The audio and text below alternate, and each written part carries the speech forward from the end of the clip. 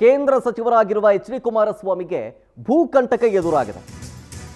ಒತ್ತುವರಿ ಸಂಬಂಧ ಹೈಕೋರ್ಟ್ನಲ್ಲಿ ಇವತ್ತು ವಿಚಾರಣೆ ನಡೆಯುವುದಕ್ಕಿದೆ. ಕೇತಗಾನಹಳ್ಳಿಯಲ್ಲಿ ಭೂ ಒತ್ತುವರಿ ಮಾಡಿಕೊಂಡಿದ್ದಾರೆ ಅನ್ನೋ ಆರೋಪ ಕೇಳಿ ಬಂದಿತ್ತಲ್ಲ, ಈ ವಿಚಾರಕ್ಕೆ ಸಂಬಂಧಪಟ್ಟಂತೆ ಇವತ್ತು ವಿಚಾರಣೆ. ರಾಮನಗರ ತಾಲೂಕಿನ ಬಿಡದಿಗ ಹೋಬಳಿಯ ಕೇತಗಾನಹಳ್ಳಿ. ಇತ್ತೀಚೆಗಷ್ಟೇ ನಿಮಗೆ ನೆನಪಿರ್ಬೋದು, ಹೈಕೋರ್ಟ್ನಲ್ಲಿ ಅಧಿಕಾರಿಗಳಿಗೆ ಕ್ಲಾಸ್ ತಗೋತಾಳೆ.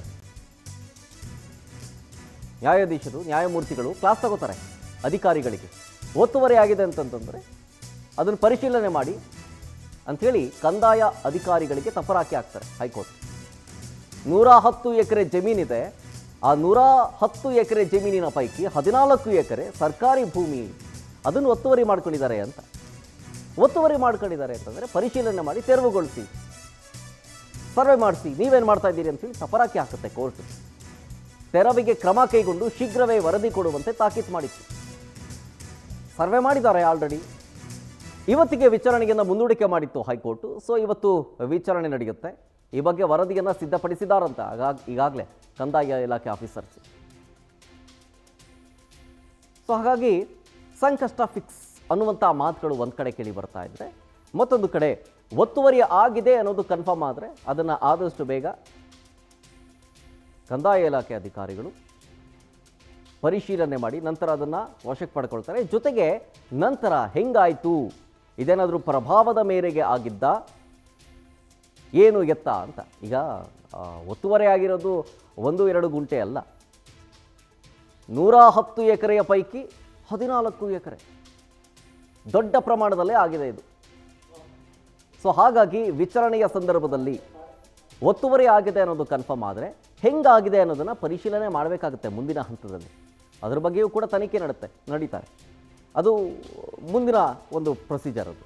ಬಟ್ ಈಗಿರುವಂಥ ಪ್ರೊಸೀಜರ್ ಏನು, 14 ಎಕರೆ ಒತ್ತುವರಿ ಆಗಿದೆ ಅನ್ನೋದು ಕನ್ಫರ್ಮ್ ಆಗಿದೆಯಾ ವರದಿಯಲ್ಲಿ ಅಂತ ಡೀಟೇಲ್ಸ್ ಕೊಡ್ತಾರೆ. ಇದ್ರ ಬಗ್ಗೆ ನಮ್ಮ ಪ್ರತಿನಿಧಿ ಶಶಿಧರ್ ನೇರ ಸಂಪರ್ಕದಲ್ಲಿ. ಶಶಿಧರ್, ಈಗ 110 ಎಕರೆಯ ಪೈಕಿ 14 ಎಕರೆ ಜಮೀನು ಒತ್ತುವರಿ ಆಗಿದೆ, ಅದು ಸರ್ಕಾರಿ ಭೂಮಿ ಅದು ಅಂತ.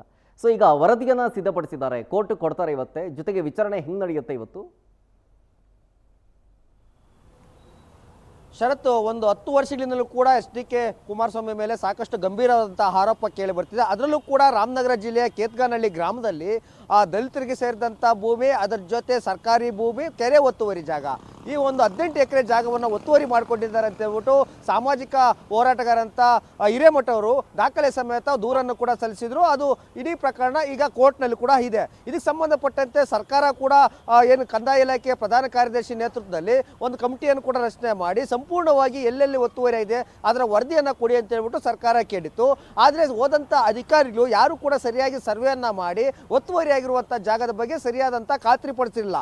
ಇದರಿಂದಾಗಿ ಹೈಕೋರ್ಟ್ ಕೂಡ ಒಂದು ಖಡಕ್ ಎಚ್ಚರಿಕೆಯನ್ನು ಕೂಡ ಕೊಟ್ಟಿತ್ತು. ಕಳೆದ 1 ತಿಂಗಳ ಹಿಂದೆ ಏನು ಕಂದಾಯ ಇಲಾಖೆಯ ಪ್ರಧಾನ ಕಾರ್ಯದರ್ಶಿಯನ್ನೇ ನ್ಯಾಯಾಲಯಕ್ಕೆ ಕರೆಸಿ ಸರಿಯಾದ ರೀತಿಯಲ್ಲಿ ತನಿಖೆಯನ್ನು ಮಾಡಿ ಸರ್ವೆಯನ್ನು ಮಾಡಿ ಎಷ್ಟು ಒತ್ತುವರಿ ಆಗಿದೆಯಾ ಇಲ್ಲ ಅನ್ನೋದ್ರ ಬಗ್ಗೆ ಸರ್ವೆ ರಿಪೋರ್ಟನ್ನು ಕೊಡಿ, ಇಲ್ಲವಾದರೆ ಎಲ್ಲವನ್ನು ಕೂಡ ಸಸ್ಪೆಂಡ್ ಮಾಡಬೇಕಾಗುತ್ತೆ ಅಂತ ಹೇಳ್ಬಿಟ್ಟು ನ್ಯಾಯಾಧೀಶರು ಆದೇಶವನ್ನು ಕೂಡ ಹೊರಡಿಸಿದ್ರು. ಈ ಕಾರಣದಿಂದಾಗಿ ಏನು ಸರ್ವೆ ರಿಪೋರ್ಟನ್ನು ಈಗಾಗಲೇ ಮಾಡಿದ್ದಾರೆ. ಇದರಲ್ಲಿ ಸುಮಾರು 18 ಎಕರೆ ಜಾಗವನ್ನು, ಸರ್ಕಾರಿ ಜಾಗ ಮತ್ತು ಕೆರೆ ಜಾಗವನ್ನು ಕೇತಗಾನಹಳ್ಳಿ ಗ್ರಾಮದಲ್ಲಿ ಒತ್ತುವರಿ ಆಗಿರೋದು ಈಗ ಮೇಲ್ನೋಟಕ್ಕೆ ಕಂಡು ಬಂದಿದೆ. ಹೀಗಾಗಿ ಏನು ಒತ್ತುವರಿ ಆಗಿರುವಂಥ ರಿಪೋರ್ಟನ್ನು ಸರ್ಕಾರದ ಅಧಿಕಾರಿಗಳು ಹೈಕೋರ್ಟ್ಗೆ ಇವತ್ತು ಸಲ್ಲಿಸುವಂಥ ಸಾಧ್ಯತೆ ಇದೆ. ಹೀಗಾಗಿ ನ್ಯಾಯಾಧೀಶರು ಯಾವ ರೀತಿಯಂಥ ತೀರ್ಮಾನ ತೆಗೆದುಕೊಳ್ತಾರೆ, ಇದಕ್ಕೆ ಕುಮಾರಸ್ವಾಮಿ ಅವರು ಯಾವ ರೀತಿಯಾಗಿ ಪ್ರತಿಕ್ರಿಯೆಯನ್ನು ಕೊಡ್ತಾರೆ. ಯಾಕಂದರೆ ಅವರು ಪದೇ ಹೇಳ್ತಾ ಇದ್ರು, ನಾವು ಯಾವುದೇ ಜಾಗವನ್ನು ಕೂಡ ಒತ್ತುವರಿಯನ್ನು ಕೂಡ ಮಾಡಿಕೊಂಡಿಲ್ಲ, ಬೇಕಿದ್ರೆ ಅಧಿಕಾರಿಗಳು ಬಂದು ಸರ್ವೆಯನ್ನು ಮಾಡಿಕೊಳ್ಳಿ, ಎಲ್ಲಿದೆ ಅವ್ರ ಜಾಗವನ್ನು ಬಿಡಿಸ್ಕೊಳ್ಳಿ ಅಂತ.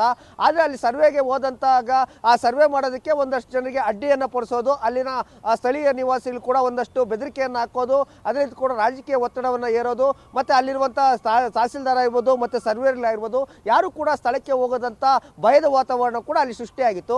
ಆದರೆ ಈಗ ಈ ಎಲ್ಲ ವಿಚಾರಕ್ಕೂ ಸಂಬಂಧಪಟ್ಟಂತೆ ಹೈಕೋರ್ಟ್ ಎಲ್ಲ ಅವ್ರ ಕಡೆ ಸೂಚನೆ ಕೊಟ್ಟಿರೋದ್ರಿಂದ ಸರ್ವೆ ರಿಪೋರ್ಟ್ನಲ್ಲೂ ಕೂಡ ಒತ್ತುವರಿ ಆಗಿರೋದು ಈಗ ಮೇಲ್ನೋಟಕ್ಕೆ ಕಂಡು ಬಂದಿರೋದ್ರಿಂದ ನ್ಯಾಯಾಧೀಶರು ಆ ಒಂದು ಒತ್ತುವರಿ ಆಗಿರುವಂಥ ಜಾಗವನ್ನು ತೆರವನ್ನು ಮಾಡಿಕೊಂಡು ಯಾವ ರೀತಿಯಾಗಿ ಆ ಒಂದು ಒತ್ತುವರಿಯನ್ನು ತೆರವನ್ನು ಮಾಡ್ತಾರೆ ಮತ್ತು ಆ ಒಂದು ಭೂಮಿಯನ್ನು ಬಡವರಿಗೆ ನಿವಾಸಗಳನ್ನಾಗಿ ಮಾಡಿಕೊಡ್ಬೇಕು ಅಂತ ಹೇಳ್ಬಿಟ್ಟು ಒಂದಷ್ಟು ಬೇಡಿಕೆಗಳು ಕೂಡ ಕೇಳಿಬಂದಿತ್ತು. ಹೀಗಾಗಿ ಬಡವರಿಗೆ ನಿವಾಸಗಳನ್ನು ಮಾಡಿಕೊಡ್ತಾರಾ, ಇಲ್ಲ ಶಾಲಾ ಆಟದ ಮೈದಾನಕ್ಕೆ ಏನಾದರೂ ಮಾಡಿಕೊಡ್ತಾರಾ, ಇಲ್ಲ ಕ್ರೀಡಾಂಗಣವನ್ನು ಮಾಡ್ತಾರಾ, ಇಲ್ಲ ಅಂತಂದರೆ ಎಚ್.ಡಿ. ಕುಮಾರಸ್ವಾಮಿ ಅವರಿಗೆ ಏನಾದರೂ ಬಿಟ್ಕೊಡ್ತಾರಾ ಅಂತ ಕೂಡ ಕಾದು ನೋಡ್ಬೇಕಿದೆ ಶರತ್.